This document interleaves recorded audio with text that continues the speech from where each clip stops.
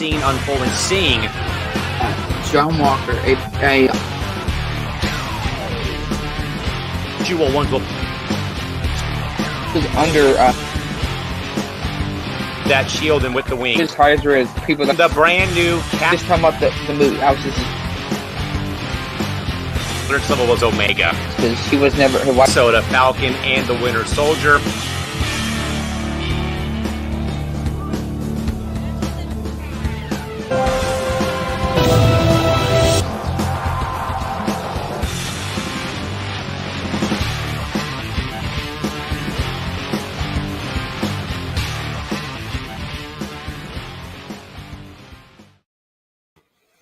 It's been a while, folks, but we are glad to be back with you folks here on the Intergalactic Sports and Entertainment Network, bringing you folks back another episode. Welcome in, folks, Season 3, Episode 3 of the Marvel Dudes podcast, talking all things involving the Marvel Cinematic Universe, from movies to TV shows and much, much more. As always, folks, joined alongside by our trusty colleague and the director of our operations here for this podcast, our good man, John Allcorn from deep in the heart of Houston, Texas. Yours truly, Callan McClurg, joining you folks here from our home base and home studios here in San Diego, California.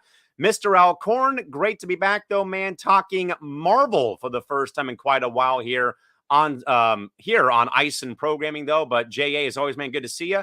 Good to hear you, my friend. How we doing tonight, man? You know, we're good. It's a good time to be a Marvel fan.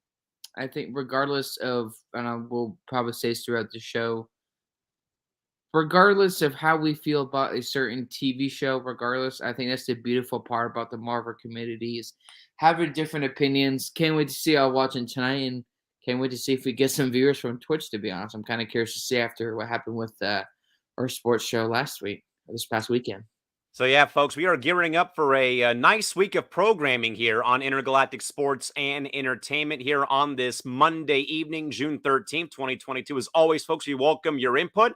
If you have caught any Marvel coverage or Marvel content, I should say, whether it be some films or maybe some of the new TV shows debuting again, give us your questions, comments, your reactions, or even some fan theories out there here live on the program again. And, of course, we'll do our absolute best to make sure that your commentary is, in fact, read live on the air as our program does chug along here on this Monday evening. With that, though, John, we'll get into our first topic, which, of course, man, we've given everyone basically a month to go and check out the new Doctor Strange and Doctor Strange in the Multiverse of Madness film that just came out back on May the 6th, though. And again, John, something that I have talked about very heavily here on the Marvel Dudes in Season 2 and now into Season 3 has been something that I think that we all have agreed upon here for Marvel fans, is how that this phase of Marvel content has really, I think, shown, basically shined a light, basically, on a lot of characters who were, not front and center like it was with the Avengers for so long. But again, we've seen, WandaVision, we've seen Falcon and Winter Soldier, but that now we're adding more stories to this Marvel, ever-growing Marvel universe, basically. And John, we talked a little bit, I think, off the air before we came on the air tonight, here on this Monday evening for Season 3, Episode 3 of the pod here for the Marvel Dudes, is that this film, I really feel like, was kind of, again, adding more characters in, but also, I think, though, John, kind of where I think, though, opens up so many doors and so many opportunities for Marvel to further advance storylines. And again, we had seen America Chavez debut in this movie. Again, we probably had seen her in comics or maybe had heard of her. The Sorcerer Supreme and Wong comes back here, and we hear about Earth 616 being a thing as well. And then, of course, Elizabeth Olsen and the Scarlet Witch come back, though, but doesn't quite know what side she's on in this film. And I think, though, John, more than anything else, to kick off the program tonight, though, John, to start with you, though, man, what went right and what went wrong in your mind in the most recent Doctor Strange movie that came out back in May of this year? I guess before I go through that real quick, how I feel about the movie wasn't because of the lack of cameos. I understand there are people that probably review Bond for it for that very reason. I think what went right, we're seeing a character when someone is so desperate to have something that doesn't exist, that they're so desperate to get something that seems so real, that's so real to them, but it's not, that they're willing to sacrifice anything and anyone to get what they want. I think that was a huge, great case of showing desperation in Wanda. For me, I guess what went wrong, obviously, a lot of things you could say. The movie was short, and I'm not saying, oh, because if it's 2 hours and 40 minutes, then I'm automatically going to give it a 10 out of 10. That's not the case. It's how you tell a story. It's when you have fan service. It's how you tell the story, how you handle that story. And for me, what went wrong, it didn't feel completely like a Doctor Strange movie. It was more of, yes, Doctor Strange is in it. There are a lot of things about it. All the movie was, in a basic premise, was stopping Wanda from killing America Chavez and getting her powers. Nothing wrong with necessarily that concept, but when it's made as a Doctor Strange movie, he's in it, but it's not necessarily about him really at all. And that to me is really annoying. That's what we saw with Captain America or Iron Man or Spider in previous Marvel establishment in their main movies. We could tell that the movie was still about them. They were the main character. He didn't feel like the main character. I don't remember her name who did American Child. She did a good job. Bolchi Gomez, I believe, was her name.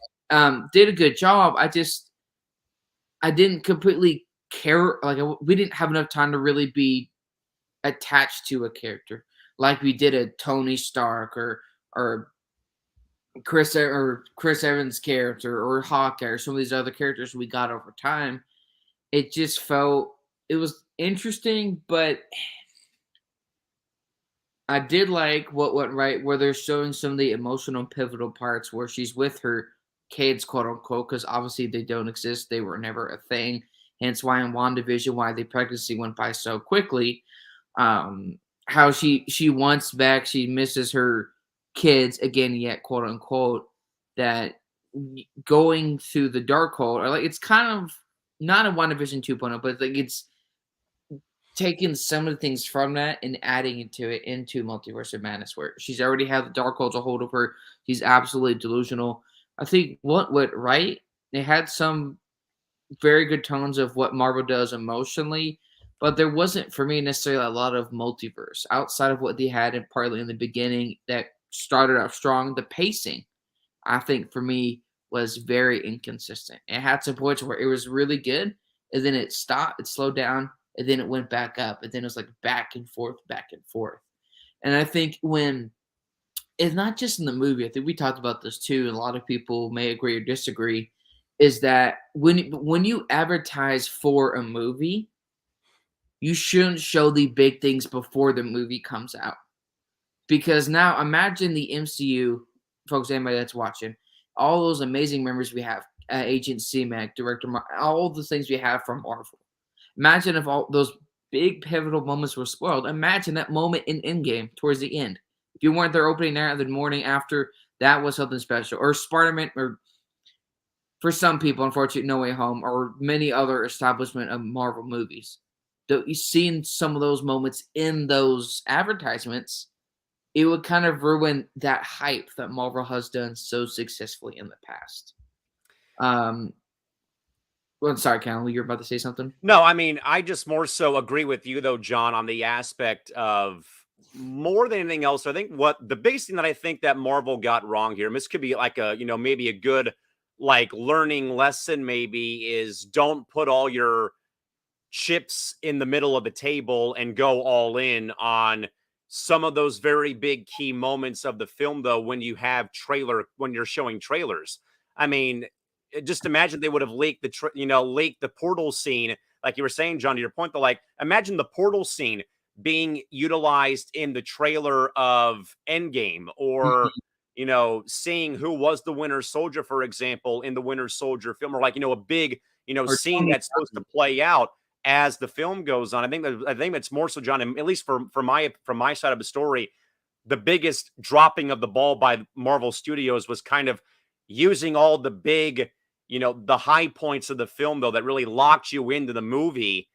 That's kind of what I think hurts them, in the end after this film, came out. Like, imagine they told Robert Downey Jr. in 2014, I believe, that he was going to die in Avengers Endgame because they plan out the next 10 years. They go on this retreat of vacation for the MCU executive, which I thought was super cool. But imagine like we seeing Tony's death in the trailer. It wouldn't have the same effect. And this is what Marvel has done so well up into Doctor Strange. Obviously, I was thankful I didn't see some of the. Actually, I know I did see a quick photo thing because again, YouTube and Twitter is the absolute worst. Big If you're time. going to buy a Absolutely. Marvel ticket, once you buy it, I don't care. Like, what's delete it unless you don't, because I care about spoilers. Now, obviously, some parts I didn't see. Seeing Reed Richards, the smartest man alive, or John Krasinski was really cool.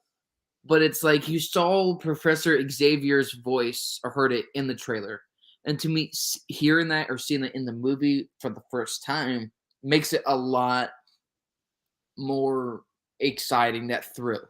And then when you see these Ultron bots, for me, maybe I was wrong to implicate that in the trailers, but when I saw the Ultron bots, potentially, and it's not because my theories are wrong, potentially we could see a superior Iron Man, where an alternate universe Iron Man, where his theory was to put a suit of armor around the world to protect everyone, just like he was trying to protect Pepper Potts in the Iron Man movies.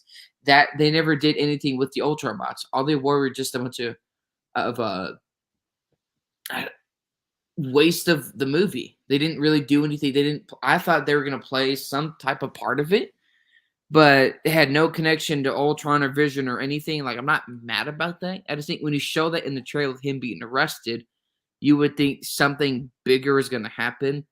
And then you have 5-10 minutes later, Wanda literally breaks Professor Xavier's neck. And I said this before the show. It's not necessarily a plot hole. It's more of like you had a perfect opportunity to kill Wanda and you didn't do anything. You just froze. Like when Reed Richards talks to Wanda, talks about how Black Bolt can kill you with, I guess, like a whisper or whatever. And before he even says that, Black Bolt was already standing there. So what were you doing standing there just waiting for Reed Richards to finish? Before he even started talking, you could have already used your powers and killed Wanda. But instead, you gave it 5, 10, 15 seconds, and then boom, that he's dead. He's had literally, I guess, caves into his body, spadoosh, and then you see Mon Spaghetti and all shredded up, and so it's just, it doesn't.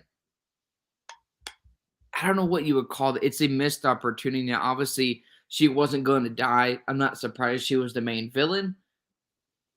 But it's just an opportunity. Like, hey, you kill Wanda. The multiverse is already open. There's already different Wandas, which technically that Wanda was already another Wanda from another universe because she used that Wanda from that universe to get into that building and to kill the Illuminati. So really, that wouldn't have made a difference killing that Wanda because that's not I believe, the original Wanda that was in WandaVision. But my last thought, though, because I could go on all night, what also went wrong, it just,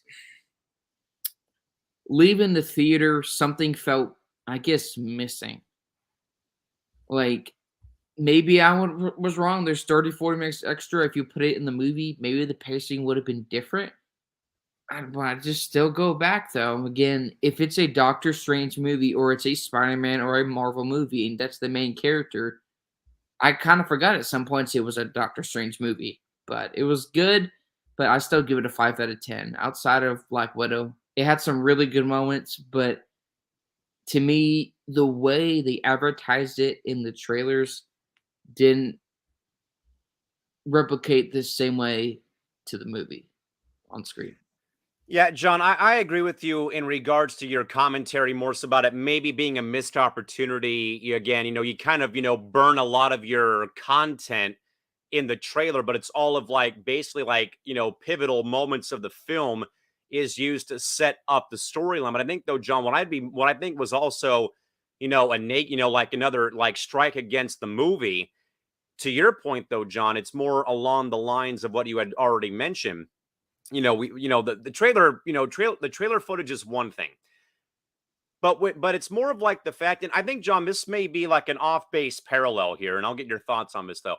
But to me, this is a parallel I'm willing to draw right now here on this Monday, 15 minutes into our third episode of the Marvel Dudes. The parallel I want to draw here, John, is comparing Kenobi and Doctor Strange. Literally, these movies, or a movie and a TV series, have a title character. Doctor Strange, Obi-Wan Kenobi. However, I think a lot of people on the Star Wars side of the fence have wondered more about what really went on, the 10 years in between episode 3 and then episode 4, prequels to the original trilogy. But more so, John, something that I think I brought up with you and Trevor on Across the Galaxy last Saturday, I want to say, or last week, was I didn't realize we'd be seeing this much of Leia during this particular series. I thought this was all going to be about Obi-Wan watching over Luke Skywalker. We're still yet to see Luke after 4 episodes of this TV series. I'll make the comparison to Doctor Strange. This is supposed to be like a Doctor Strange film. But I think, though, John, to your point, though, and I think you hit the nail on the head, though, you're more focused on Wanda. You're more focused on the Illuminati. You're more focused on Wong and other characters. Like, you're leaving out like the main player or players in both this TV series and this feature film that just came out. So, John, your thoughts more so maybe on my perspective that, Kenobi and Doctor Strange Multiverse of Madness are almost like 2 peas in a pod, though, because they're focusing maybe not on what is directly at stake right now or what was at stake in their series or in their film. I mean, you have a valid point with that. I think with Doctor Strange, like the plot about Wanda and America Chavez is a very interesting plot. That's Agreed. not my issue. It's that it's called Doctor Strange. It was supposed to be a Doctor Strange 2 movie. Even then, and I just thought about this, at the end of the post-credit scene for Doctor Strange 1, you have Mordor who vowed to kill the remaining sorcerers. Well, they completely scrapped that in this movie at all. Which I find to be very interesting. Which, to me, the Mordor we got was from Earth 616, I believe, yes?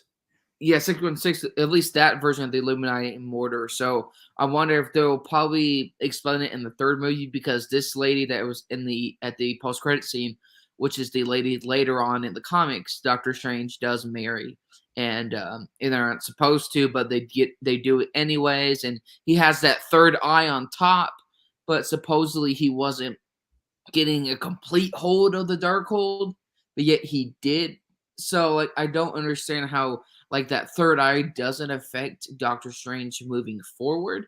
But I definitely agree though, like when you have the name of a TV show or a movie and you don't see that character as much, it's kind of, I guess you could say, concerning, because you have the attachment what you did with Star Wars, and then of course it's been about Leia, and then a lot about Rey, great characters, but this is called Kenobi. This is, called Doctor Strange. But yeah, I think a lot went wrong, and then just the missed opportunity. And then like now he has the 3rd eye. Like, what's next? Are you somehow turning evil in the 3rd movie with all this other stuff we'll be talking about later in the show? But I don't know. For me, usually there's a lot of answers in a Marvel movie when I come out, but it left me with more questions than answers, to be honest.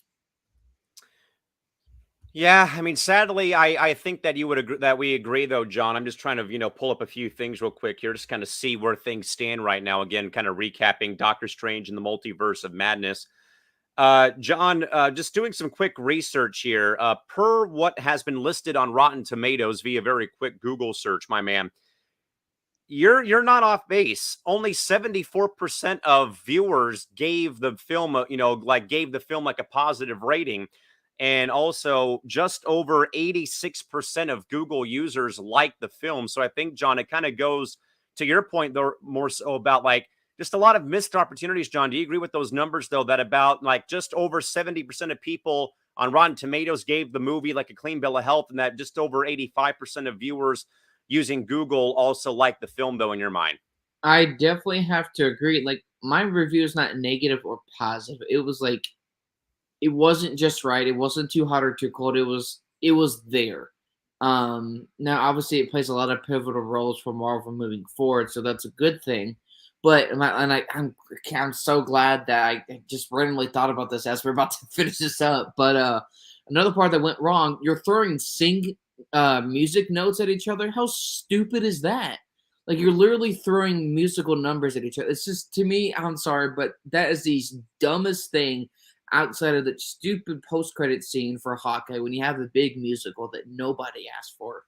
Yeah, that was just kind of odd. It just did things that, like, obviously the horror aspect gets me out. I'm not interested. And then it's just so many, like, opportunities. It's like, dude, I know what Marvel's trying to do, it not always make it kid friendly, but if you're gonna have a movie about the main character, it has to be about the main character. And again, John, it's why I drew that parallel. Like, here we've sat through 4 episodes of Kenobi, and it's been mainly about Ben and some ragtag people helping them out, and Leia. We've seen one quick or two quick snippets of Luke Skywalker this entire series. We haven't seen Owen and Beru, or at least Owen, since episode 2 of that TV series. Yet here in Doctor Strange Multiverse in the Madness, we did not see a lot of Doctor Strange. So I think definitely a missed opportunity there for Marvel Studios trying to get that film up and running. But again, folks, if you have any thoughts here, again, hit us up in the live chat box. We'll do our absolute best to read your commentary as our program rolls on this Monday evening. John, we will get to a few of the Easter eggs, though, courtesy of one of our reliable entertainment sources here tonight, courtesy of our friends over at Collider.com. John, we'll first start, my man, with the Illuminati features some familiar faces. The various trailers and promotional materials for the film have been steadily teasing this movie's version of the Illuminati, a group of Marvel superheroes who work behind the scenes to help keep world order. The film reveals that the MCU Illuminati are a small group of heroes from Earth 838, one of the parallel universes that Doctor Strange has visited during the film, intent on protecting their world. The Illuminati features their universe's best and brightest. Among the roster are alternative versions of 5 Marvel characters whose faces we recognize. Doctor Strange's friend turned nemesis, Carl Mordo. Of course, Captain Carter, the 830 variant of Peggy Carter, who, much like her What If counterpart, ended up receiving the super soldier serum instead of Captain Rogers. Black Bolt, the ruler with a voice that can literally kill, who last appeared in the ill-fated Marvel TV series Inhumans.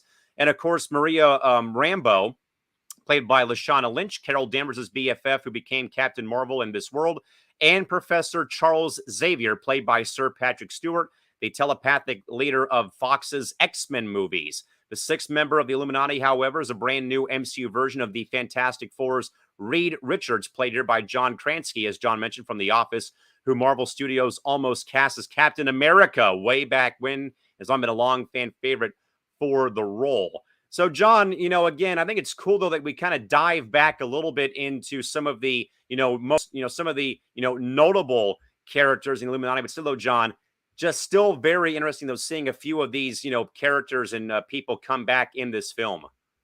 It was great to see them. I think when people saw them and they saw, oh, they're dead, bruh. Like, this is the multiverse. Literally anything can happen. If you can have 2 other Spider-Men from other universes come together, I guarantee you, imagine what we hear potentially of Secret Wars being huge and crazy. That means literally anything can happen. If you have conversations of other people coming back as different parts of their character, they're not dead. It's definitely possible. I think we'll definitely see more of Reed Richards moving forward, because I believe, and correct me, I never read the comics, didn't get into Marvel to the first Hulk movie. So obviously as a kid, I was just a kid, didn't have social media, but he mentions his kids, and I believe that they had a mom, and it's funny because I guess it contradicts, Wanda contradicts themselves, like, oh, well, at least they have their mother, when neither did your kids, because, well, again, Wanda, your kids, they never existed. And I think I'm sorry, but I keep thinking of things for this movie that just pop up. Mm-hmm. I thought we were going to see some type of Vision in this movie, because he would be the version to rationalize with Wanda to be able to help her maybe calm down a little bit, or not even calm down, but like come back to the person. Keep herself somewhat under control. Yeah, because that was the last time that she was at peace, was being with Vision. obviously in WandaVision, but even though he was already dead.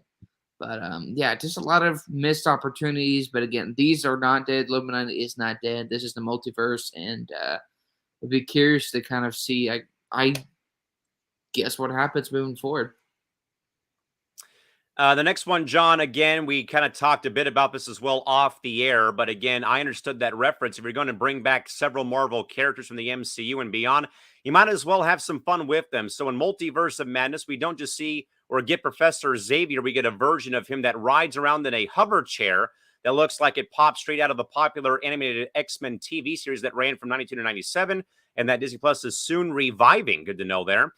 His telepathic powers are also visually realized in a way that's extremely similar to how they've always looked in cartoon and in comic form. But meanwhile, Black Bolt gets an upgrade to his costume that might look silly to casual viewers, but will no doubt make comic book fans very happy. The Illuminati have a close working relationship with the Baxter Foundation, which is clearly a nod to the Fantastic Four's business and scientific affairs across a bunch of other media. If those robot troops, the Illuminati use as guards look familiar, but it's because they are an alternate version of the same Ultron bots from the film Avengers Age of Ultron.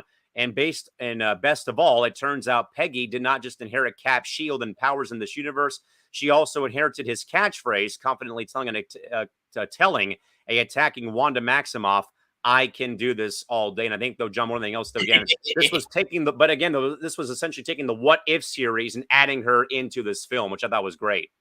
I definitely thought that was good to see her. I thought it was interesting. Clearly, she couldn't do this all day because that was definitely no, I won't say that joke. But it was interesting to see her, see all those characters. But man, she just destroyed her. Just Larry just went all Order 66 and went.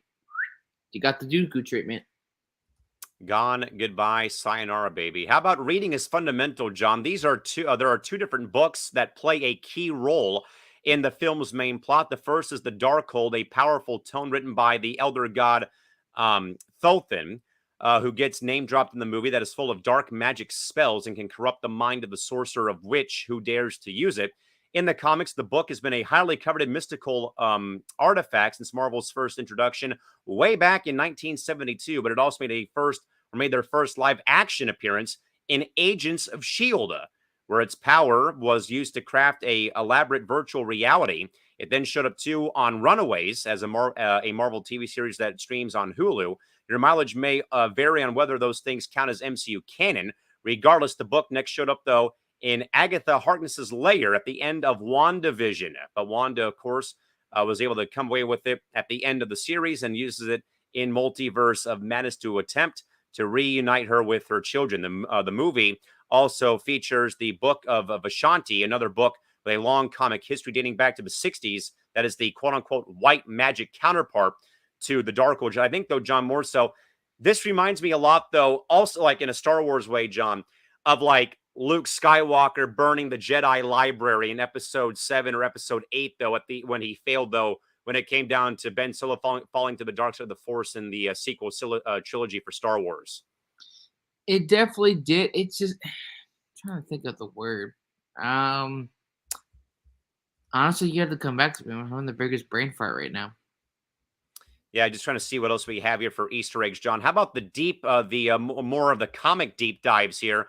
There are a couple of references to locations and characters that should ring a bell for longtime Marvel fans, of the comics at least. A majority of the film's climax takes place at Mount Wundagore, a foreboding location where the spells inside the Darkhold were originally created and carved into the walls. In the comics, the planet is actually Wanda's birthplace, so it's not surprising that the movie version of the mountain also seems to be a place built to worship the Scarlet Witch.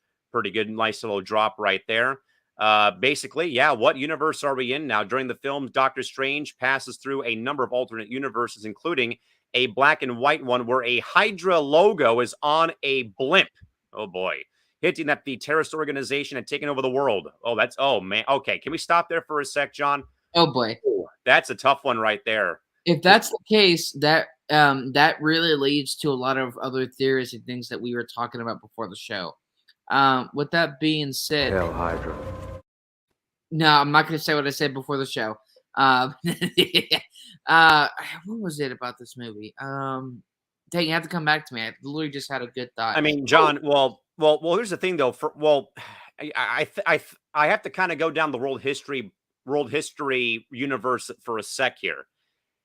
Knowing Hydra, who they're portrayed to be in the Marvel films, yeah. makes me think back to the famed blimp that crashed during World War II. And kind of, I think, though, also makes you think about like what really was going on, though, at that time where Hydra, who they're portraying, what they were trying to do, though, like in their own way, trying to take over the world during that time, almost in a way as well. And it's interesting because when they talk about Hydra, and I say at some point you're going to have Agents of Shield be canon. I don't think that's an option because in season 7, when they obviously time travel and kind of hint at the multiverse, we see the person, the man that I can't even say man because he started Hydra and traumatized all my favorite characters, but the Johann Schmidt. yes, it's hard to pronounce, but yes, we got to see the person before he started Hydra, and when he started Hydra, and after he started Hydra, and I think at that point, if you have that, that really kind of contributes to what we're seeing here and to hopefully future MCU movies. However, Strange spends most of his time in two specific parallel universes: Earth 838, where the Illuminati project the people or protect the people, and red lights mean go. Another darker reality where a incursion has left the place in a apocalyptic limbo. Strange asks who did this, but the answer never comes. Might Kang the Conqueror, John, have been involved? That'd be something. That ties into Loki a little bit, and Kang and the Conqueror is going to be an Ant-Man, which is set to switch and be in February. So I'm kind of curious. Quantumania should be a good film, absolutely. We also learned as well, though, John, that those who track the multiverse have the MCU's Earth labeled as Earth 616, which is coming up in 3 days, which is also the designation of Prime Earth and the main continuity from Marvel Comics. If you're wondering where you've heard this before, it's because in Spider-Man Far From Home, Mysterio also identifies the Earth of the MCU as Earth 616. So certainly tying into other films and even Ooh, comics as well, though, still. ooh. John, what do you got for us? I just had a theory, and my brain does that. So originally, since he was supposed to be in No Way Home, which will protract to, I guess, Multiverse of Madness. If we're actually, you know what, I'll save that for what we're talking about later. But I Yes. want to see if how this is playing out and how he was supposed to be in No Way Home and with the multiverse opening. And you saw that little shatter, the little purple, I guess, not purple rain, but I'm saying cracks in the sky. You kind of see some characters that look like Mysterio and look like Rhino, which I think contributes to what we're talking about later. John, I think you hinted about this, or at least you brought this subject up earlier in the talk about Doctor Strange, though, about naming that tune, though, in regards to the whole musical notes being flung around like they're manhole covers. There are a couple of brief but hard to miss musical callbacks in the film. During an early scene featuring Wanda and her kids, Billy and Tommy, the motif that recurs throughout WandaVision's various theme songs makes an appearance.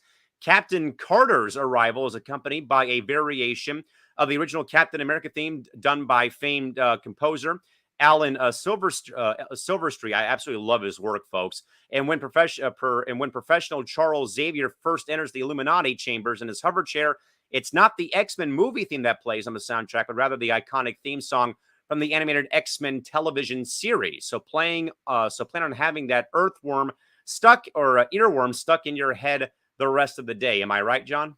You're right, because speaking of the Marvel music and that, how Wanda controlled in WandaVision, and obviously in this movie with her kids, even though her kids aren't being real, she puts that music to be this calm and happy and go lucky so that she is distracted from what is actually happening. You saw that in WandaVision. You see that in Doctor Strange. Plays the music when she's around her kids, so she forgets everything else that's happening around her, and then, well, obviously, reality hits her. As it usually does. And then one more, John, we'll get to here. Or actually, we'll get to two more, actually. Yeah, but where's Mickey? During a scene set in a alternate reality, Wanda's kids are seen watching an Oswald the Lucky Rabbit cartoon. If you don't know who Oswald is, that's because in the real world, Oswald was an early Walt Disney creation who, because of rights issues, was replaced by Mickey Mouse. But apparently in Earth 838, things turn out differently, and it's quite possible that Oswald and not Mickey was the face of the Disney company, which also, though, John, is a very great thing, though, that I tell people all the time, though, is that if you happen to watch Disney films or Pixar films, John, there's always some type of a nod, though, to a past Disney film. I think anyone who watches Pixar, John, knows about the Luxo ball, the lamp, the Pizza Planet truck always being involved in the films, though, and that Disney has always, in a way, though, done tributes like that to a film of some type, though. And now here, though, John, cool to see, though, that Marvel's now getting on the act, though, adding in their own Disney Easter eggs to their films now, too, and their shows. I think that's what we loved about Marvel and Disney. They have hit and nods to their old movies and into their new movies. And if you're not looking at like any second or two, it's like, wait a minute. I think we talked about this in the trailer. It's like, wait a minute. Why is there a black and white TV? Now that we actually get to know that explode a little more. That's WandaVision. yeah. Wanda, not all redheads stick together because not all redheads actually want to destroy the multiverse. And then, John, we have one more, of course, that we'll get to before we get to our next topic here again. Sam Raimi's old buddy makes an appearance. Not every Sam movie features a cameo from his evil devil leaning man, Bruce Campbell, but most of them do. And since he so memorably cameoed in all three of Raimi's Spider-Man movies, most expected him to show up again here. Those people will not be disappointed as Campbell plays Pizza Papa, a sidewalk food vendor in Earth 830 instead of pizza slices. The pizza place sells pizza balls. It's a 838 thing, and soon learns you don't heckle a former Sorcerer Supreme. And again, though, John, this kind of goes back to what we said, though, about cameos, though, man. Here's another great cameo right here in the Multiverse of Madness. I mean, that cameo, I wasn't excited. I didn't care, but like I remember hearing like rumors. There's always somebody that takes that rumor to the extreme when it comes to cameos. Oh, Bruce Campbell's in this. You see the pizza. Oh my gosh, that means Tobey Maguire's gonna be in the movie. Obviously, that would have been great. And I had theories, and me and Trevor were joking, obviously, because I doubt, like, there's no way Tobey's in the movie. That if you kill Tobey Maguire, I would have lost my stuff because when I thought it happened in No Way Home, I was like, you son of a gun, how dare you? It was great to see him, and it's interesting. We just talked about Mysterio because in Spider-Man 4, he was supposed to be Mysterio when you see him being different personalities. So definitely like how that kind of correlates together. But at least we can say, hey, it's finally over. It's finally over, as is our recap of Doctor Strange and the Multiverse of Madness. John, some other very cool news coming our way in about roughly 3 months or so, John. That is the announcement, though, of a extended cut, a director's cut, basically, of Spider-Man No Way Home. The more fun stuff version will be in theaters on September 2nd of 2022 to coincide with the 60th anniversary of Spider-Man's comic book debut and the 20th anniversary of his theatrical debut in the first of Sam Raimi's Spider-Man films. Tickets go on sale on August 9th for the theater release on September 2nd. Now, John, we've seen some director cuts before, I'd say, though, man. But I don't know, though, if I've been so excited to see a director's cut or a other version of a film other than No Way Home, because as we had said, though, John, about, Toby and Andrew and Tom being together on this film, and just like how it kind of, in a way, brought every Spider-Man fan, to their feet, though, seeing all three of them back together, but also like how it kind of, in a way, was like one of your favorite, bands or artists, who maybe they broke up after a while, but then it's like, hey, let's get the band back together. And now we get to see this all over again, though, John. More so, though, John, your overall thoughts more so about seeing a longer version now, like a, more fun version of No Way Home coming out in roughly 3 months' time in September. Here we go again. One of my favorite Marvel movies you finally get to talk about yet again. I'm kind of curious, though, because how long I guess the extended cut is going to be. Now, I get why they did it. For one reason why, because Morbius was a huge fail, and obviously all the means were so activated to where they re-released Morbius to the theaters. And so Sony, I think, and it's a good idea, but also I think trying to recover from some of their current mistakes in movies. But I'm kind of curious, like, how long is that director's cut going to be? Is it 30, 45 minutes? Because if it's going to be released in theaters, for example, like this movie was 2 hours and about 20 minutes, they probably have an extra hour, 2 or more of bunch of fun and crazy stuff that we didn't get to see because originally Mysterio was supposed to be in the movie, which I doubt they'll do that in the director's cut. but I just wonder how much of that they're going to show, because usually that's shown on like the DVDs and the when you buy the movie. Yes. But I'm curious, is it like we don't know yet, like how much of that is going to be? But I'm assuming, I could be wrong. Sony makes a lot of stupid mistakes, but this one they did it right. Where if you're gonna release it in theaters, it's gonna have to be worthwhile. Obviously, with all the characters being back, but also you're gonna have to make it length worthwhile. Because I'm not going to theater for a 20, 30-minute thing. I'll just watch it online. But I think it'll definitely be worth it in the end. But thank gosh, here we go again. I saw it in 9 theaters the first time, and now that this fun release is coming out, probably at least 5 to 10 times easy, depending on how long it's in there. John, I couldn't agree more with you, man, that this would have to be the film in its entirety, but maybe it's stuff you didn't see in the actual release of No Way Home, though. And like I 100% agree with you, though, my man. If this is like a 30-minute, 40-minute, like, like bonus scenes and blooper reel, then I'm not going to spend my money on it to go and see what they have to offer. But I mean, if you're talking about the film itself, though, but stuff that was cut, maybe you see something you didn't get a chance to look at, or you maybe you have to do a double take or a triple take, or they add stuff that was not in there again, where they maybe had, once again, if this is a uncut film, then I say book it. Let's go to the theater and go and check it out, though. And I think it's more of a cool thing, though, that they're doing this, though, for 60 years of his comic book debut and 20 years of the cinematic debut, though, too. So, I mean, 2 very big milestones, though, for Spider-Man's character with the comics and then, of course, with the live action.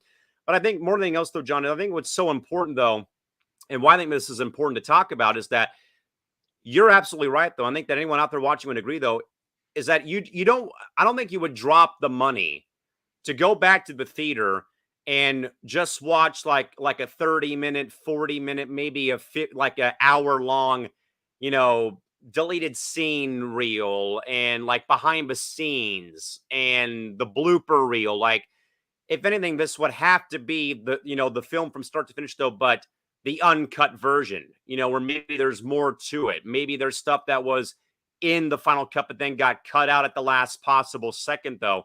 So, John, maybe how important do you think, though, it may be for this to be the full film, though, in its entirety, good, bad, or indifferent, and not like, an hour of like a special, like novelty night, basically, for the theaters?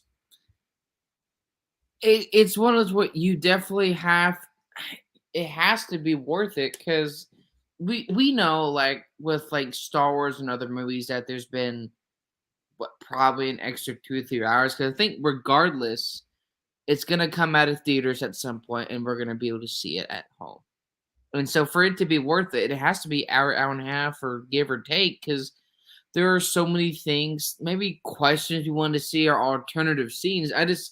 I'm perplexed. I'm excited about it because I remember when it first came out to digital, it was like I get to see the movie whenever I want. That's awesome. But yet, after about 15, 20 plus minutes of like behind the scenes stuff, that was it. And that was like, are you kidding me? Like, are you trying to shortchange us? So to Yes, me, I agree. this has to be worth this. This has to be.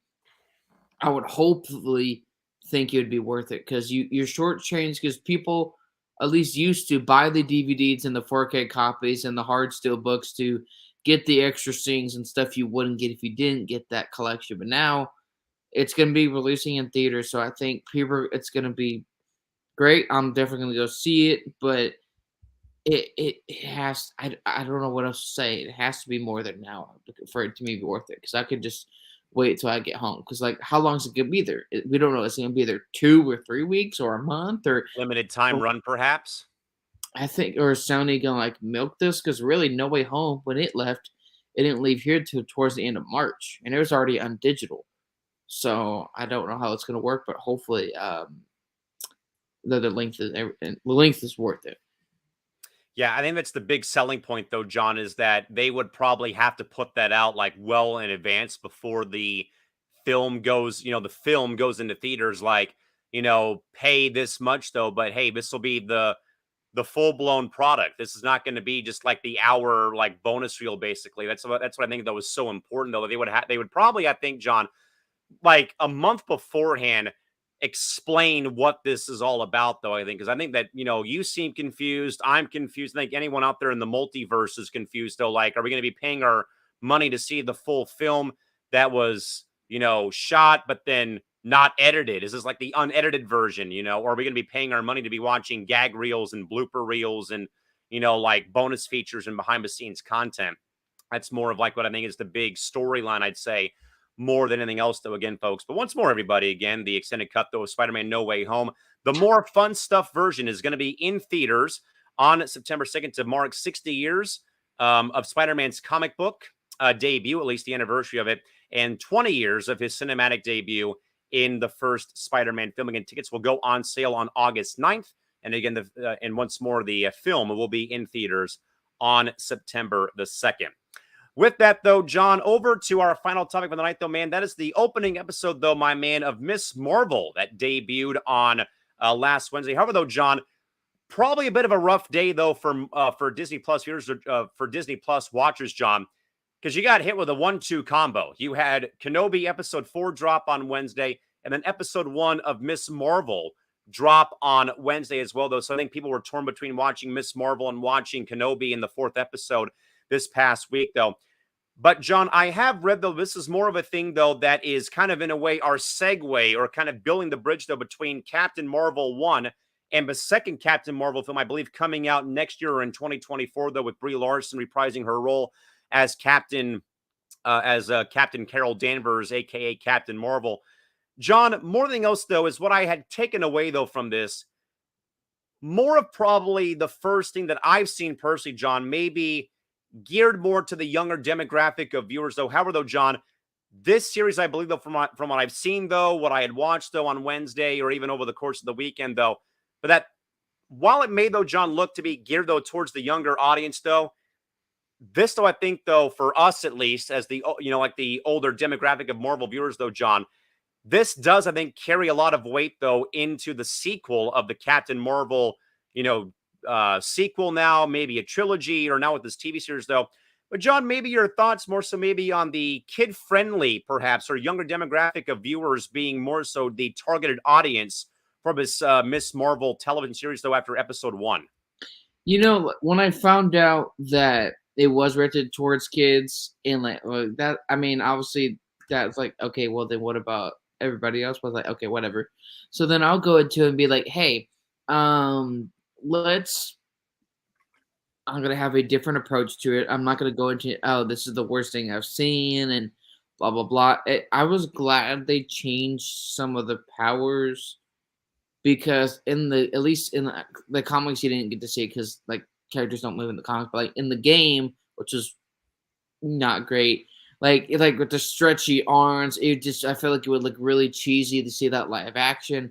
So being able to see the way they did that with the powers towards the end was really interesting. And I think what that post credit scene though, to me, it's not like if I thought the whole episode was garbage, oh, the post credit scene made the whole show episode good. Now that's logical, but it's interesting to see like the Department of Damage Control in the post credit scene, and he seemed, yeah, let's go get her. Like something seemed personal. Like, why are you on this hunt? Why are you being so personal about that? Are we gonna see that more into stuff in the future? Are we gonna get a backstory to that? You went after Peter Parker, whoever that is, in Spider-Man No Way Home, and you went like a legal search and you interrogated Aunt May, rest in peace, because obviously Aunt May is the month for Green Goblin. But then you see interrogate MJ and Ned, and so that contributing to, we're starting to see, I feel like slowly but surely, or not as obvious, the connections and the continuity of the MCU and their movies and their shows. Because before it was so obvious with Captain America and Iron Man 2 with the shield, and some people, that was their critical stuff. It's like, hey, I'm not seeing like everything connect or as quickly as I wanted to. But I think we're seeing that with Miss Marvel. It was really interesting. Obviously, there's some interesting moments, but overall, I didn't necessarily love it, but it wasn't bad. I didn't have an issue with it. But I do like some of the, I guess you'd call it necessarily CGI or some of that stuff, where like when their tech or the animation stuff was really good. But her parents though, man, it's just they. If I'm a teenager, there's no way I want my parents to go to that convention with me. But just to see the face her dad made, is like, oh man, like Marvel, like the whole show pushes centered towards kids. You had to answer that towards the end of the show. But it's interesting. They're doing it slowly but surely because I think we're used to in the past with the Infinity Saga with things being introduced so quickly or maybe so obvious. But I think that they're taking time with this. Like you said, it's interesting to the Marvel. The was it Miss Marvel? What is that Miss movie called? Marvel. Marvel. Okay, which is switched with Ant-Man, so that'll come out July of next year. So they're taking their time with that and. Oh, the sequel, I believe, is called The Marvels, plural, which I believe Okay. that the character, the lead character, I believe, does have a role in the Captain Marvel sequel, which is coming out soon, I believe. Which is interesting because you go back to Spider-Man No Way Home, you know, well, oh, Nick Fury this, well, Nick, and then the agent said for Department of Damage Control, Nick Fury's been off planet for a year. Well, they showed the scrolls at the end of Captain Marvel. They showed They the did, scrolls yes. in WandaVision. So I kind of wonder that Nick Fury, that are we going to get that answer in the uh that movie next year of how long has Nick Fury been off planet? And then how like more of the scrolls as you see it from Far From Home, and so I like it's starting to kind of connect together. I feel like, or maybe it's just me that's starting to understand things they're putting together. Like, why are they hunting after these young people or people that have these powers? Is it because of, excuse me, that lady at the end of Falcon Winter Soldier or the end of Black Widow? I don't know, but I definitely think it presumes a lot of you're starting to get some answers, but also kind of curious to, or at least for me, excited for the MCU.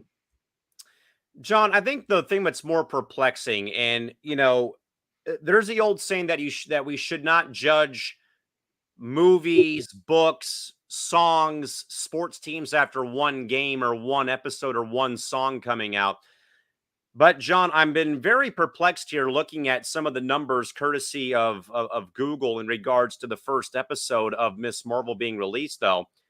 A 6.2 out of 10 on IMDb on the web, 97% approval on Rotten Tomatoes, but 68% of viewers on Google like the program. I think, though, John, that's what's so perplexing, when you are covering, movies and TV shows, though, is that the hardest critics, I think, though, John, come out after the first episode or like a day or two after the film is released, though. So, John, your overall, I guess, reaction more so to some of the perhaps perplexing and puzzling reviews after the opening episode to this film, to the series, which again, John, I think goes to what we've been saying, though, that this is more of maybe a thing, maybe not for the adult viewers, more for the kid viewers out there watching Disney Plus. I think this goes back to, and this is what really bothers me. We saw that with Jake Lloyd back in the day. We see people just review bomb things for literally no. Ahmed Best, who played Jar Jar Binks, Kelly Marie Tran, Daisy Ridley. Uh, what's her, Goodness, I mean, we could keep going. and Wyatt Russell portraying, the quote unquote new Captain America in Falcon and Winter Soldier. The Dollar General Captain America, yeah. But again, great characters, and I think like, and I said this, I think in my intro when we're like introducing ourselves. I think regardless of our different opinion, I could think your take on Doctor Strange was the stupidest thing I've ever seen. And John, I don't mean to deviate, but if there's one more I have to throw in, I mean, it's got to be Moses Ingram, who's been playing Reva in Kenobi, and how she was just dragged through the mud by all these, Cowards. cowards. Yes, the coward part of the peanut gallery of the Star Wars fan base after one flipping episode. And it's like for me, I've enjoyed her character. I've had no issues, but again, Same. that's one person's opinion. But I think there's nothing wrong with disagreeing, but there's a difference between disagreeing and being a jackass. And these people that are like reviewing, and I'm like, oh, you're just being this way or this. No, it's not about that. Like, I think we also got to understand too, like these people are, these actors are, some of these are still children who are going through high school or going through things that we went through when we were kids. but with also the implication of fame. You're going on Jimmy Kimmel, you're going on Jimmy, for all these extra implications that are not easy to deal with. Just because you have this show and fame doesn't mean that it is legitimately okay for people to start sending hate. And the review bombers, we don't freaking claim you. Like, there's a difference between not liking the show. Like, it wasn't my favorite. It had some decent moments, but it wasn't my favorite. But I'm not going to review bombing because, oh, it's made for kids, so it's stupid. I enjoyed it. I see what they're trying to do. But I'm not going to review some bombs on just because I like it. I'm going to give the whole series a chance. Like I said to you and Trevor and other people, I'm going to give it a chance. We're going to see what happens. But those people aren't fans. Like, if you're going to give a review that, hey, I didn't like it and here's why, not a problem. Or just say I don't like it. Not a problem. But when you go to it just to the intent of trying to bully or to ruin the ratings to where they try to quit or whatever, she's a child. She's 13, 14, whatever. She's in middle school or high school, whatever age. I don't know. The point is, these are still children. And in the age of social media, and add to that with fame and everything else, the teenager that we've all dealt with at some point, chill out. Like, it's not that simple. It's not that hard. If you don't like the show, that's cool. Like, Cal and I can disagree when it comes to Marvel or Star. Cool. That's literally the whole point of the podcast. Our agreements and disagreements, we come together and bring people closer through the world of Marvel. That easy. Again, I think it's just a thing that we touched on, John, on Across the Galaxy, and what we have even talked about here on the Marvel Dudes. And I think it's more, I think it came more to light, when we had talked about Wyatt Russell getting flack on the web. Thankfully, he doesn't use social media, but that he was getting, thrown, peanuts being thrown his way on the web because, oh, you're not Chris Evans, you're not the real Captain America. And then John, you're right though. I think about Jake Lloyd and Ahmed Best, and then Kelly Marie Tran and Daisy Ridley, John Boyega. A lot of these characters though who were in Star Wars and had their lives ruined, their careers ruined because of how toxic the fan bases can be. It's one thing to hate the characters. We said though, John, take the character or take the actor or actress out of the costume. The costume is who gets your jeers and your resentment, not the person standing in there playing the role. Not Natalie Portman, not Hayden Christensen, not Sebastian Stan, not Chris Evans. They're not the ones who need to be getting harassed because of what they're doing, because of what they're doing in the series or the film. It's Padme, it's Anakin Skywalker, it's John Walker. That's the person. That's the side of things who gets your resentment and what have you. But more than anything else, though, I think, though, John, is that's what more so I think, is kind of, I think, sucked about kind of covering stuff like this is that, I think, and John, we saw it, though, man, I think firsthand on Across the Galaxy when we had talked about, or maybe we even talked about it here on the Marvel Dudes, though, that here, Moses Ingram, after the first episode, is getting, all the racist remarks and, all the, crap from all these, cowards. Again, they're not fans, they're cowards hiding behind their keyboards. And she goes public with it, where again, man, Ewan McGregor has to make a video and tell the fan base to, knock the crap off. And I think it was even great though, as well, though, J.A., that someone from Star Trek even came out and said, we stand with, Moses Ingram. Like, this is absolutely ridiculous to think so. And, but, Star Wars had to come out with a statement.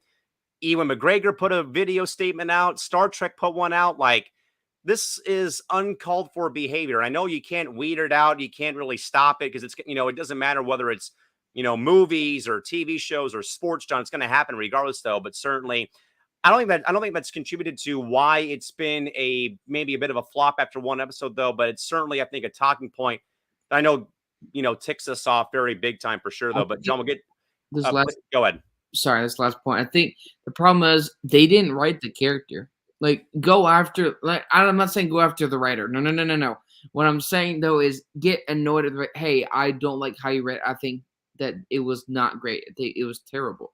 Fine, you can critique how they wrote the character. Constructive criticism, yes. Thank you.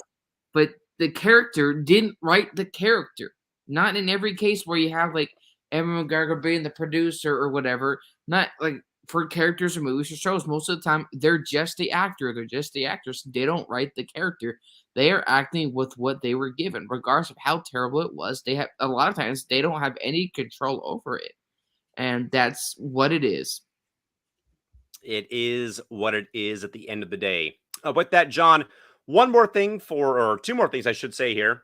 Mhm. For the first episode of Miss Marvel that again did premiere last Wednesday. You can catch episode 2 plus episode 5 of Kenobi all on Wednesday on Disney Plus. Of course, John, the post-credit scene, Agent Cleary, department or the DOCOC once again coming to fruition here, John. Certainly one that I think begins to get the gears turning for episode 2, though. Like, John, what are you thinking here, man? Obviously, Kamala goes to the con, sneaking out with her friend, when her parents aren't looking around to see where she's at, though. But then kind of when, though, John being tracked, though, by the department man. So what do you believe, man, this is setting up, though, for episode 2? I think when you go back to what happened in Age of Ultron, and then what happened with Civil War, we had the Sokovia Accords, and then that gets broken off. And then now moving forward, what happened in Spider-Man Far From Home and what No Way Home, to where you have Agent Cleary coming in and investigating, and him talking about Nick Fury's been off planet. It's just like now they're hunting down a ton, if not all, the young Avengers. And I think it's interesting because this sets up. I'm not gonna go all into detail because that's for off air, but like this sets up a lot of stuff for like the young Marvel and the Marvel movie next year, and kind of curious to see like why is this so personal? Was this just because this was handed down by what's her name from Falcon and Winter Soldier and Black at the post credit scene in Black Widow, and like we're starting to see things come together. It's interesting, but I wonder because wasn't there? I don't know. I could be wrong. If you pause it at the right time, I don't know if there's in Miss Marvel Shield at some point you see something that's from Stark Industries, but I could be wrong. But I'm curious to see like what characters is it just Young Avengers or is it just anyone that has powers? I think that's this phase's version of that Sokovia Accords in terms of they're watching over anyone that has superpowers. You're gonna get detained, and they're gonna try to investigate, not necessarily try to take away your powers, but try to, I guess, explore them a little bit more. But that post-credit scene was like, okay, now everything is maybe not everything, but things are starting to make more and more sense to where now what's going to happen in episode 2? There's no way she can go home. There's no way she can go back home. Let's say if she goes somewhere in episode 2, she's going to get captured to where her parents going to be freaking out. Her parents know about her powers, and I said this at the towards the end of episode 1 before the post credits. I said this. I thought it. It's like I feel like her parents are hiding something from her. Agreed. Because when before, I don't know if you call them cufflinks. I don't know what you call that. Like, Handcuffs, yeah, something like that. shackles. Well, she put that on her wrist and showed her powers, but that was cool. A lot better than the stretchy arms. Oh my god, that wasn't bad. It's just I feel like with the CGI that would take too much time, and even then it would look kind of like rubber bands. But yet when she was trying to put those on the first time earlier on in the episode, Per's like, no, you need to put that up and then have her. I can't remember her father's name to put it back upstairs. Like, Yosef. she was so in a rush. Her mother was to bring that back upstairs and to quickly dismiss that subject to where I feel like either they know about her powers or there's something that they're not telling her. And I feel like in episode 5 or 6, they're kind of explain that to where, hey, eventually, I saw your red little thing right there. Don't you be careful, buddy. But I felt at some point in the episode 5 or 6, or no, probably episode 4 leading to episode 5, because that episode 4 is when they show something big to where I think their parents are finally, and I could be wrong on this. If I'm wrong, then I'll admit it. Her parents are finally going to explain or talk to her about what they were hiding. Because maybe I was the only one, Callan, to get that vibe. I think Same. how quickly her mom was to dismiss that, to me, was really, really concerning. Because I wonder how that's going to play out to the Department of Damage Control. Maybe it collides together, or maybe they knew the whole time about something, or they teamed up, or I don't know. It just lets me wondering how the relationship between her and her parents changed throughout the series. 'Cause I think if you don't see those scenes or the interactions or the facial expressions, that can kind of potentially tell what could happen in the next few episodes. But definitely leaves me having wanted more, despite some of the reviews out there. John, I think the biggest storyline, though, and one of our loyal Marvel dudes watchers, Sam Potter, who was not able to tune in tonight, though, but she brought up a very interesting thing that we talked about, I think, way back in season one, my man, about Isaiah Bradley's son or grandson, I think, Mhm. who is supposedly setting up for a role in the Young Avengers movie, I believe. John, do you kind of get vibes maybe that this series, along with the Captain Marvel sequel, could begin to lay the foundation for the Young Avengers movie in the next couple of years? Oh, 100%. I think that's where yeah, it definitely sets it up because you have her getting detained, I feel like in episode 2, and then someone helps them escape. I wonder if I don't know if it would be an Avenger or another type of hero. It definitely sets it up because you have She-Hulk, who is an attorney, which I won't go too much deep, but she's an attorney. Yes. She obviously covers superheroes, which I think would help represent the young Avengers at some point in time. And I wonder if when he saw the Department of Damage Control in No Way Home, where maybe Peter, as he gets a little bit older, maybe he used mentors them in terms of, hey, like what and what not to do in your early days as being a hero, so they don't make the same mistakes he did or that he was about to. I don't know. It's just a theory out there. Not every theory is gonna be right. I don't have a tinfoil hat, but I'm curious to see, I guess, what more Young Avengers we do see and who does mentor them and who goes against them. I'm very intrigued because I think though that I think when we first got introduced, I think, John, to Isaiah Bradley himself, then to his grandson, it kind of, I think, got the gears turning. I think that Sam Potter was really on board, I think, with like knowing that he would be in this film, though. But I think it really, I think, meshes well, though. Again, you have, Kamala, 16 years old in Miss Marvel, but then you can kind of start laying the groundwork, though, for more and more of the kids, though, to kind of get themselves going at this point in time for sure. With that, John, one final segment here for our podcast tonight for season 3, episode 3 of the Marvel Dudes podcast. That also, John, is the Thunderbolts film is now in development Hey, for plenty of sources. Here's, John, what we know, though.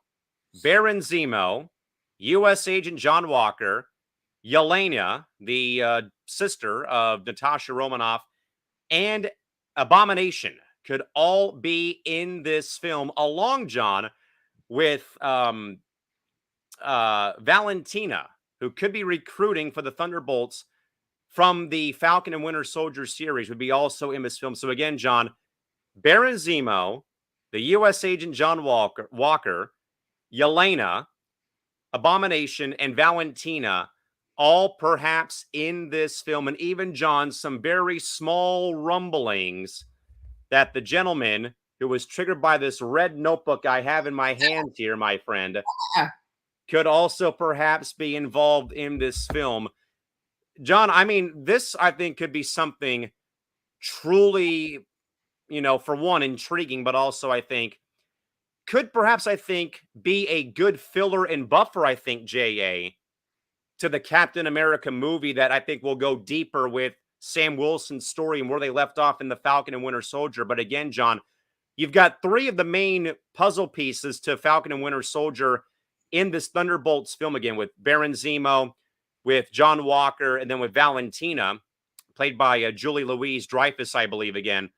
That's 3 key cogs, though, of what could, I think, though, John, begin to again lay a foundation, but segue us from Falcon and Winter Soldier into a Captain America 4, where now we're following Sam Wilson's journey.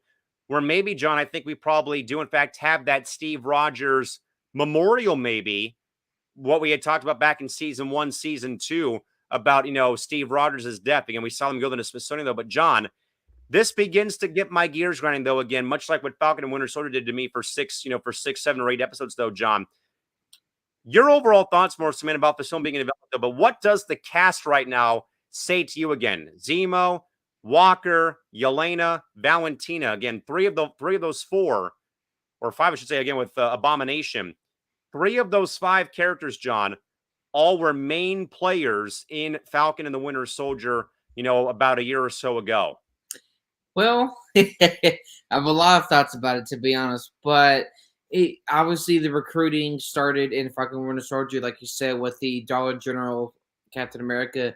He became U.S. agent, and I remember you and I were kind of talking. It's like, well, I don't understand how this is going to move forward. Like, this doesn't make any sense. And well, obviously that's the beauty part about Marvel.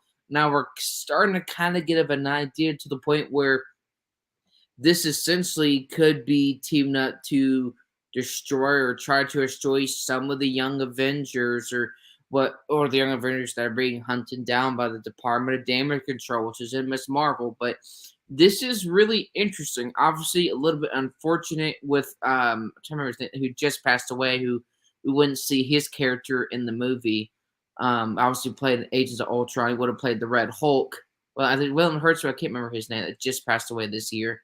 But it was definitely unfortunate for with his passing. But to see all these characters in Abomination, who is in She-Hulk, who was originally in the post-credit scene for Shang-Chi. So I think that's interesting, kind of how that plays out. And if somehow that is the case, and that's that same Cage you see in the trailer for She-Hulk, who's an attorney who definitely is an attorney for superheroes. So maybe she'd be that attorney for the Young Avengers, and then maybe Valkyrie will come in, because I guess she was, I don't remember if she was in that courtroom or not towards the end of the series.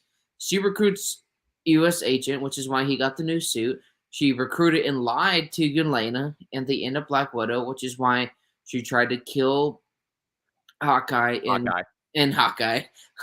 But it's really cool because there's a lot of these theories with how that leads to Captain America 4, and if Chris Evans wants to come back, he would play the Hydra version of himself, which essentially Hydra. That's the case. Shove it up your nose, Hydra. That you would have, and I keep going back to this, but I think this is really important to make Agents of Shield canon. If not, I think that would be the best, because nope. Good night, sayonara. I have the poops. No, but Hydra. Interesting because you get to see the origin of him before he started Hydra and when and after he started Hydra. And I think that's interesting because maybe you see Chris Evans, that multiverse Captain America, working with him. I can't remember his name, or I can't butcher Red Skull, Johann Schmidt. Johann Schmidt. He basically, you see him in Agents of S.H.I.E.L.D., which unfortunately isn't canon just yet, but they travel multiverse. And this goes back again to Mom, or Multiverse of Madness, where you see Hilly Atwell with her What If version. And maybe that's her, or the run from the original Captain America, but a variant where she sees Steve and tries to not talk to him, but to reach out to him to see, like, there's good in him. I know there is. Just like Padme said to Anakin. And then they finally realize that, hey, that's not the Steve that you know. Just like, again, in Agents of S.H.I.E.L.D., when we talk about them being under this, I don't know what you call it. They had little tubes in their head, and they're in this alternate universe to where Fitz was working with Hydra, and so right before, I think, S.H.I.E.L.D. fell. So I think if they kind of use that idea to where he is there, to where in Captain America, where this leads to Captain America 4, where the Young Avengers are trying to come together, but you see Sam Wilson fighting Steve Rogers, the variant version of Captain America, but working for Hydra. I think that does a lot of continuity to where Bucky, I'm going to call him Bucky, he's not the Winter Soldier anymore. He's cured. To where he gets to see Steve again, because he never got that closure, but yet it's not the Steve that he knows. And he's living in that same apartment or that same area that Steve used to live. So it's definitely interesting with how the She-Hulk and the Miss Marvel and how everything plays out. There's definitely going to be a lot of trauma and a lot of things that you're like, oh my gosh, I can't believe that this definitely happened. But to see Abomination, to see, I don't know, I think we're finally slowly but surely starting to see things come together. And with Blade being filmed in July, I don't know if that's going to be like a play in it at all. But I wonder with the Young Avengers, and I wonder with this movie coming out, which is not like, I know there's comparisons to what's that DC version, Suicide Squad, but unlike Yeah. that, these are like not villains or heroes. Where in Suicide Squad, they're just all villains. But I definitely think it would be interesting. You see U.S. Agent and Taskmaster. I think this would be a good opportunity for Marvel to redo Taskmaster, because I think they really did a piss poor job of that character in uh, Black Widow, because they short screen time and then it was over. Like that character seems so easy to kill, and I think that was a disservice to a character who was teased in the games. We finally get to see with live action, and who knows? Maybe you see a scene or post credit scene with Deadpool, because he's not a hero or villain. And then one last one, I believe you see that character to the side. She's like in a gray hoodie. You see her in Ant-Man 2. So if she's also in the movie with U.S. Agent Yelena, Taskmaster, I wonder if somehow not necessarily Black Widow's in it in the post-credit scene, but yeah, this is the villain that's Black Widow's villain from the, what do we call it? That program where they were all programmed to be this.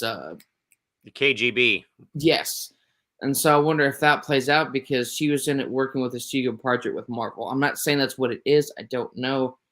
But I'm curious to kind of see how that does play out moving forward, how that affects the multiverse. And you know what?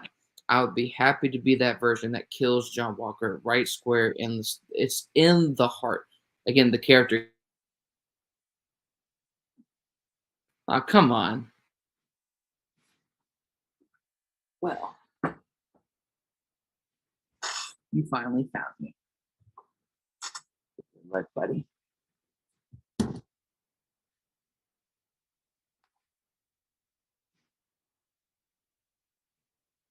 Because guess what? Screw you, John Walker. Yes. I'm sorry, it's a classic. And then my last point, though, Zemo has not. Oh my gosh! I'm sorry, it's too good to pass up on. No worry, stress. But Zemo has known that's been recruiting these people. Valentina, yes. Valentina since Sokovia, since Age of Ultron, if not before, because he hints about his wife and his children that were in her arms, and he couldn't do anything about it, and they just essentially did nothing. So I wonder, I guess, how that plays out, and how he was the villain, obviously villain in the Falcon and the Winter Soldier. But this is gonna be really cool, and I'm really curious to see how this plays out, because I can't wait to see it all, and we'll see what happens. I'm right there with you. I'm eager to see how this somehow, some way becomes like the middleman between Falcon and Winter Soldier and then the new Captain America film, though, because I think, though, John, that we all still want answers and closure, maybe, because I think that we're all still hanging on by a thread to Steve Rogers still. We didn't see him, of course, in Falcon and the Winter Soldier. But then, though, you kind of get, the gears turning here about, does Zemo break out of the raft again somehow, some way? Like, what, the third time we've seen him get out of there, or second time he's been out of there? What happens with John Walker? Yelena is another thing. Abomination as well. Valentina is one thing. I'm so glad you brought up the Steve Rogers Captain Hydra theory, though, as well, though, because like we said, though, John, way back earlier in the show, though, now that the multiverse is open, who knows who's lurking out there, in the dark depths of the universe now, inside of Marvel Cinematic, inside of the MCU now. Oh my goodness, okay. So if Nick Fury's been off planet for as long as we know, in space or potentially on the moon, we keep hearing the jokes in the Falcon and the Winter Soldier. oh, I thought Captain America was on the moon. Exactly. So I Yes. wonder with all the scrolls that happen with the Marvels and Miss Marvel, how and in WandaVision, I'm not saying Wanda plays a part in this at all, but with the scrolls and all that, or maybe Sword, maybe gets, I don't know. This is a thought, but I wonder if Nick Fury's been on planet for that long.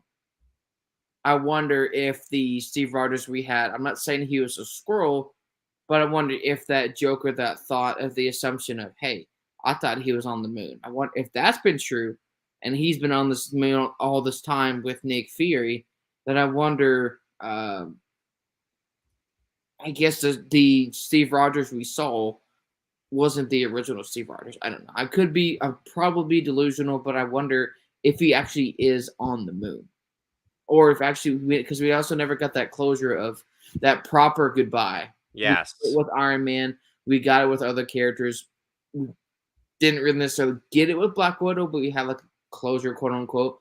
But we never got it with the character at all. So that definitely to me would have to be that either in that movie or in Captain America 4. You have to have that proper genuine goodbye with Steve Rogers. But I definitely think it would be interesting seeing Captain America fight Captain America and Bucky maybe, even though he's cured and he sees Steve, but it's the Steve of Hydra. I wonder if that activates something in him to where he has some old habits of the Winter Soldier. Hail And Hydra. does what he does. So I wonder if that's the case. I don't know. I probably have a tinfoil hat, but just thinking out loud. I mean, who knows, man? But certainly it does get the gears turning, though, for the Thunderbolts film again, folks, which does, again, have three key players from Falcon and the Winter Soldier. Again, that includes Agent or Baron Zemo. That includes John Walker, and also includes the Adford mentioned Valentina also being a pretty or having a pretty big role in that film. With that, folks, we will get out of here for the night and get into our final thoughts.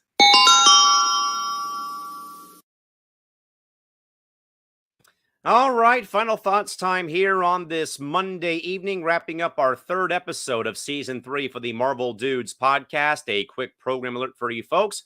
We are back with you on Father's Day Sunday at 9:30 Pacific time here for episode number 4 of the Marvel Dudes. We're John and myself, and we'll see if we can get our other man, Trevor Williams, in here to discuss Thor: Love and Thunder on Sunday, that upcoming film as well. But John, over to you, my man. Final thoughts for the night's program are what? You know, one last because I hate my Marvel brain. We'll talk more about it after the show. But Young Avengers, Miles Morales in live action. We saw what he saw in No Way Home, but it was a good show. I'm glad that it's back. Just how they literally didn't know my show last night was going to be over 2 hours long, but that was definitely interesting. A lot of fun with that one. New episode, of course, every Sunday at 9 p.m. Central. And then that'll be changing up throughout the NFL seasons, or probably, I would say, 11:50 p.m. Central. But yeah, it's going to be good. John Allcorn show at 11:30 p.m. Central.